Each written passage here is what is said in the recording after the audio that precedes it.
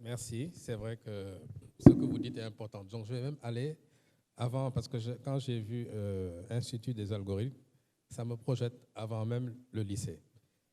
Lorsque j'étais au lycée, j'étais très faible en maths. Ne le dites pas à mes enfants, hein. Et c'est quand on a commencé à étudier les algorithmes, donc en terminale, les statistiques, les probabilités, où vraiment j'ai changé de registre. C'est-à-dire j'étais le meilleur dans la classe sur ces questions-là. D'ailleurs, je me souviens qu'au bac, j'avais 0 en algèbre. Heureusement que ça comptait que sur 8. Et j'avais fait le plein sur tout le reste. Donc j'ai eu 12 sur 20 et c'est la meilleure note du jury à l'époque. Alors, donc c'est pour dire que dans mon parcours, tout a commencé par un rêve. Comment rendre possible ce qui paraît ne pas l'être?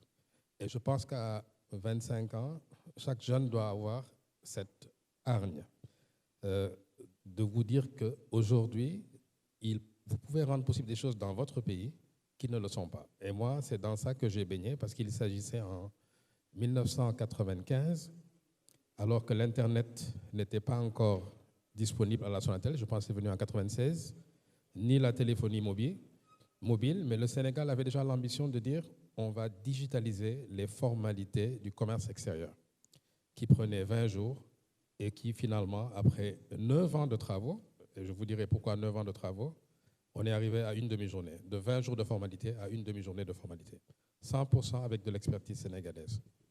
Pourquoi il a fallu 9 ans? Parce que justement, dans notre pays, on n'est pas très porté sur la collaboration positive. On est plus porté sur des antagonismes, des primautés intellectuelles, etc. En réalité, rien n'appartient à personne. Le pays appartient à tout le monde. Et je pense que Isidore ne dira pas le contraire. Ça paraît tellement simple de transformer les choses, mais il y a tellement d'obstacles, parce qu'il y a trop de propriétaires dans ce pays. Et donc, ce que j'ai appris à faire dans ma carrière, c'est de dire que je suis propriétaire et que je n'accepte pas qu'une autre personne soit propriétaire. C'est une fiction, mais c'est ça qui vous permet d'avancer. Dès lors que vous concédez à ce qui est devant vous le statut de propriétaire et que donc vous, finalement, vous êtes là que pour jouer un petit rôle, il y a très peu de chances que vous puissiez réaliser de grandes choses. Et je regarde le Sénégal au cours des 20 ou 25 dernières années, il y a très peu de transformation digitale. Vous avez des organisations qui ont mis en place leur système d'information interne, mais vous avez très peu d'organisations qui ont créé des interactions avec leur écosystème. Et je reviens sur un autre problème du Sénégal, c'est écosystème. Tout le monde sait le dire, mais nous, on constate les écosystèmes, on ne les construit pas. Subitement, on se rend compte qu'il y a l'écosystème du transport, qu'il y a l'écosystème numérique. Mais est-ce qu'on a construit ces écosystèmes? Parce que quand on les construit, on leur donne de la valeur. Sénégal, Sonatel, ce sont mes amis, mais il faut toujours que je parle d'eux. Si Sonatel parvient à faire des centaines de milliards de chiffre d'affaires, pourquoi il n'y a pas un écosystème de 1000 startups derrière Sonatel qui fait des centaines de millions et qui crée des emplois? Parce qu'on n'a jamais voulu le construire. Et Sonatel fonctionne comme une boîte intelligente normale en ayant pour objectif d'avoir une performance financière. C'est au pays qu'est le Sénégal de pouvoir se projeter en disant que les entreprises qui sont des champions, Sénélec, Sonatel ou n'importe quelle autre entreprise, doivent dans leur démarche construire des écosystèmes. J'en viens maintenant au fond de la discussion. L'intelligence artificielle, on a trois manières de l'appréhender, elle avec l'individu. Moi-même, j'ai ma propre relation avec l'intelligence artificielle. Les organisations, entreprises ont leur relation avec l'intelligence artificielle. Et la nation, j'intègre la culture et l'État, ont leur relation avec l'intelligence artificielle.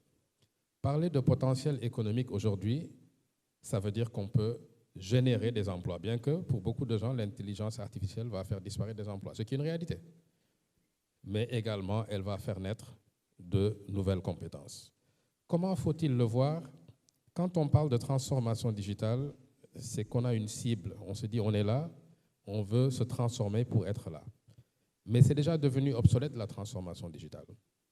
Parce que maintenant, la cible, c'est l'intelligence artificielle. Ce n'est plus un fait qui est devant nous, c'est une dynamique qui évolue.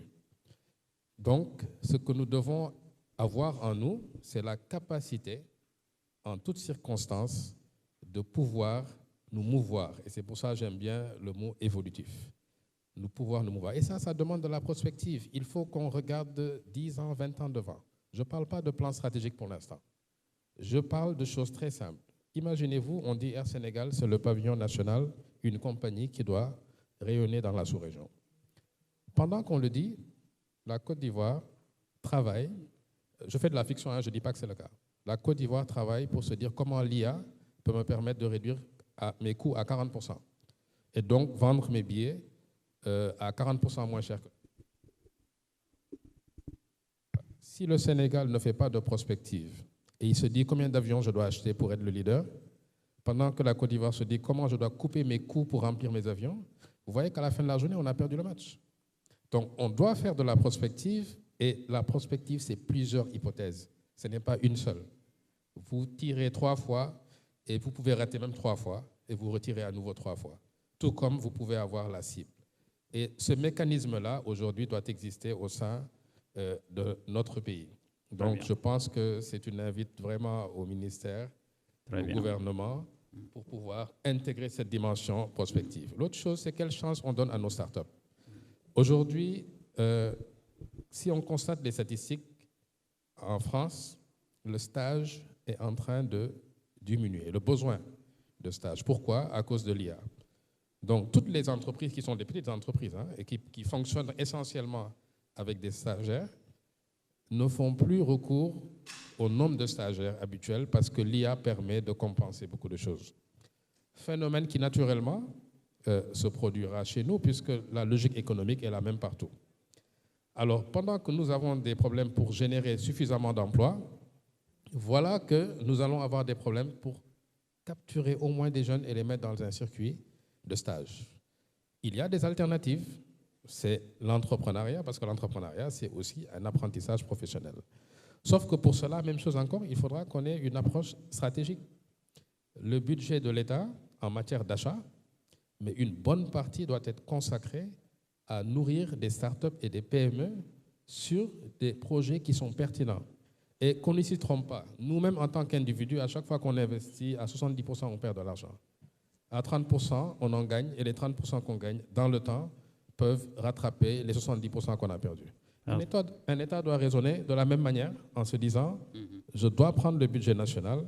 Je pense que les dernières lois sur le truc national, comment on appelle ça, le contenu local, ça me fait rire d'ailleurs, parce que contenu local, vous n'entendrez jamais parler de ça aux États-Unis, en Allemagne ou en France. Pour eux, c'est une absurdité de dire que il faut quand même que je pense à mes gens. Parce que pour eux, c'est ça la priorité. Et le reste, c'est accessoire. Tout à fait. Donc, je crois que j'ai été plus long que prévu. Et j'aborderai la suite certainement après, si on a le temps de faire un deuxième round.